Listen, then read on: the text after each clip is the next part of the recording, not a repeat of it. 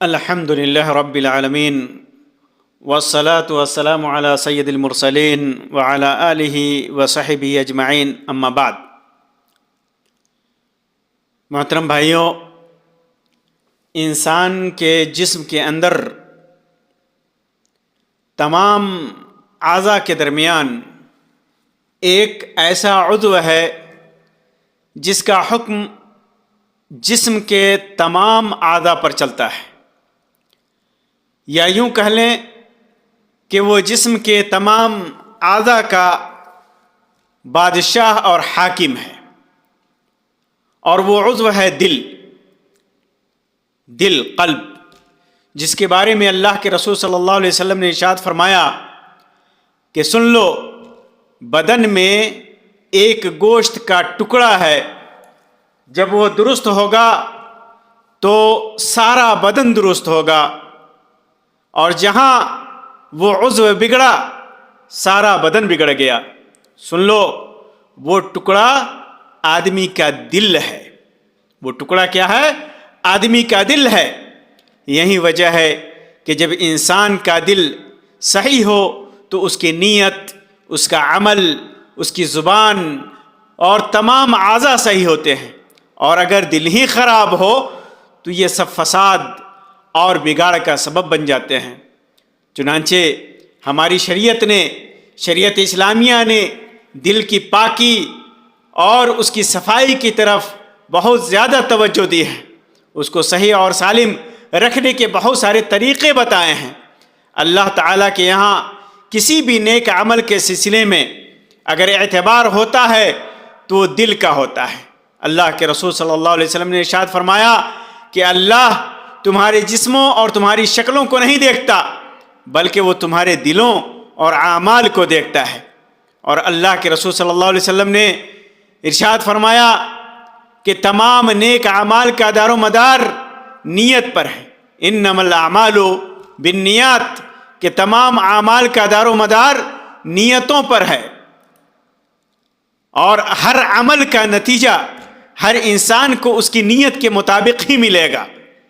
بس جس کی ہجرت یعنی ترک وطن، جو اتنا زیادہ فضیلت والا عمل ہے، دولت و دنیا حاصل کرنے کے لیے یا کسی عورت سے شادی کے غرض سے ہو، تو اس کی ہجرت انہی چیزوں کے لیے ہوگی، یعنی اس کو نیت کے بغیر اس کے دل میں جو ہے اس کے بقدر اس کو ثواب ملے گا یا اس کو ثواب نہیں ملے گا۔ جن کے حاصل کرنے کی نیت اس نے کی ہے اسی کے حساب سے اسے ثواب ملے گا۔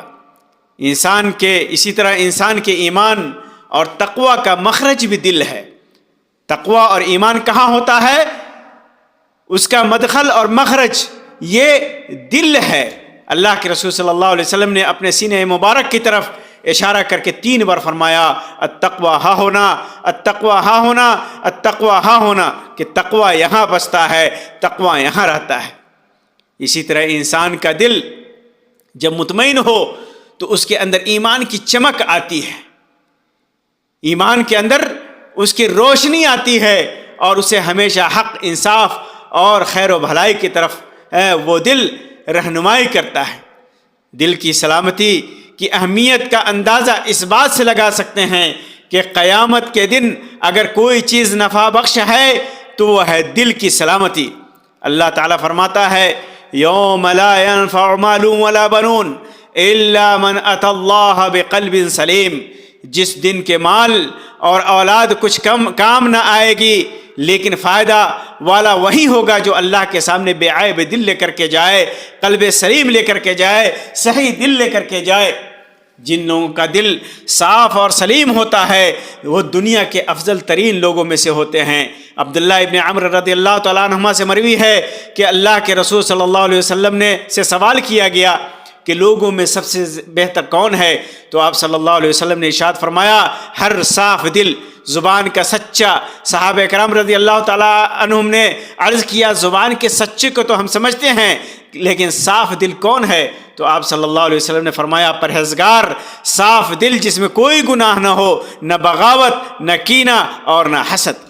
اس سے یہ بھی معلوم ہوا کہ جس کا دل صحیح اور سلیم ہوتا ہے اس کے اندر حسد، ڈاہ، بغض و نفرت، دھوکہ، ریاکاری اور تکبر اور گھمنڈ وغیرہ نہیں ہوتا۔ آئیے ہم آپ کو بتاتے ہیں کہ دل کو صحیح اور سالم رکھنے کے لیے کون سے اسباب اور راستے ہیں۔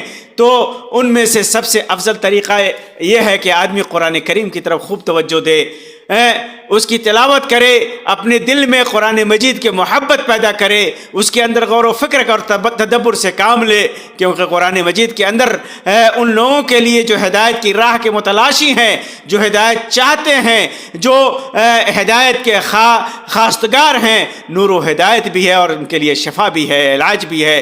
جیسا کہ اللہ تعالیٰ نے ارشاد فرمایا، یا ایھا الناس قد جاءتکم موعظۃ من ربکم وشفاء لما فی الصدور وہدی ورحمۃ للمؤمنین۔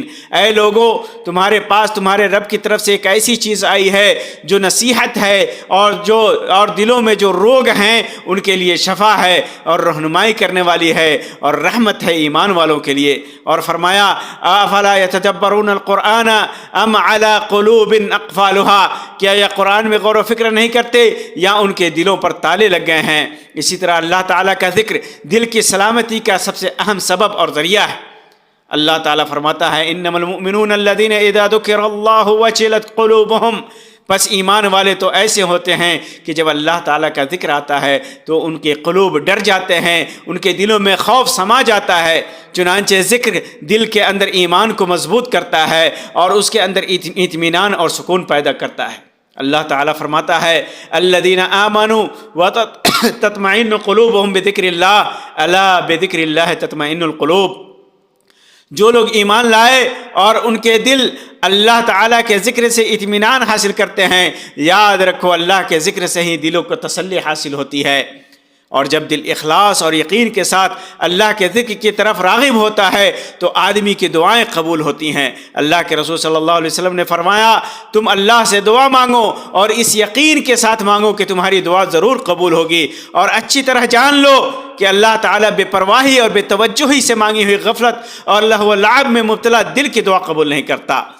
اور دل کی سلامتی اور اس کے استقامت اور ثبات کے اہم اسباب میں سے ایک سبب ہے اللہ تعالیٰ سے دعا کرنا۔ اللہ کے رسول صلی اللہ علیہ وسلم اکثر دعا کرتے رہتے تھے کہ یا مقلب القلوب ثبت قلبی علی دینک، اے اللہ دلوں کے الٹنے پلٹنے والے، میرے دل کو اپنے دین پر ثابت رکھ۔ انس رضی اللہ تعالیٰ عنہ کہتے ہیں کہ میں نے عرض کیا، اللہ کے رسول، ہم لوگ آپ پر اور آپ کی لائی ہوئی شریعت پر ایمان لے آئے، کیا آپ کو ہمارے سلسلے میں اندیشہ رہتا ہے؟ تو آپ صلی اللہ علیہ وسلم نے فرمایا، ہاں، لوگوں کے دل اللہ کی انگلیوں میں سے 2 انگلیوں کے درمیان ہیں، جیسا چاہتا ہے انہیں الٹتا پلٹتا رہتا ہے۔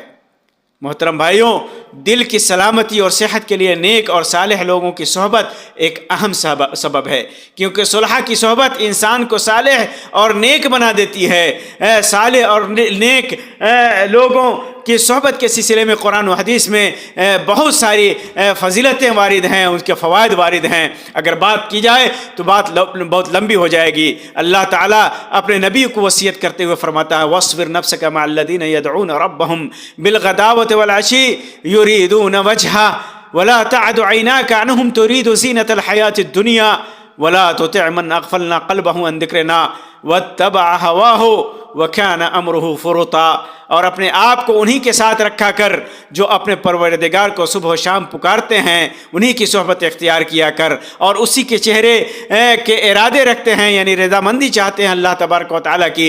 خبردار تیری نگاہیں ان سے نہ ہٹنے پائے کہ دنیاوی زندگی کے ٹھاٹھ کے ارادے میں لگ جا۔ دیکھ اس کا کہنا نہ ماننا جس کے دل کو ہم نے اپنے ذکر سے غافل کر دیا ہے، یعنی جن کا دل اللہ کے ذکر سے غافل ہے، یعنی جو صالح اور نیک نہیں ہے، ان کی صحبت مت اختیار کرنا، ان کی بات مت ماننا، اور جو اپنی خواہش کے پیچھے پڑا ہوا ہے اور جس کا کام حد سے گزر چکا ہے، غیر صالح ہیں یہ لوگ، ان کی باتیں نہ ماننا۔ محترم بھائیوں، دل کی سلامتی کے لیے زبان کا صحیح استعمال بھی ضروری ہے۔ اللہ کے رسول صلی اللہ علیہ وسلم نے ارشاد فرمایا کہ لا یستقیم ایمان عبد حتی یستقیم قلبہ ولا یستقیم قلبہ حتی یستقیم لسانہ، کہ بندے کا ایمان اس وقت تک درست نہیں ہو سکتا جب تک اس کا دل درست نہ ہو، اور اس کا دل اس وقت تک درست نہیں ہو سکتا جب تک اس کی زبان درست نہ ہو۔ محترم بھائیوں، اور یہ تو دل کی سلامتی اور صحت سے متعلق چند باتیں تھیں، اور جہاں تک بیمار دل کی بات ہے تو بیمار دل انسان کی دنیا اور آخرت دونوں خراب کر ڈالتی ہے۔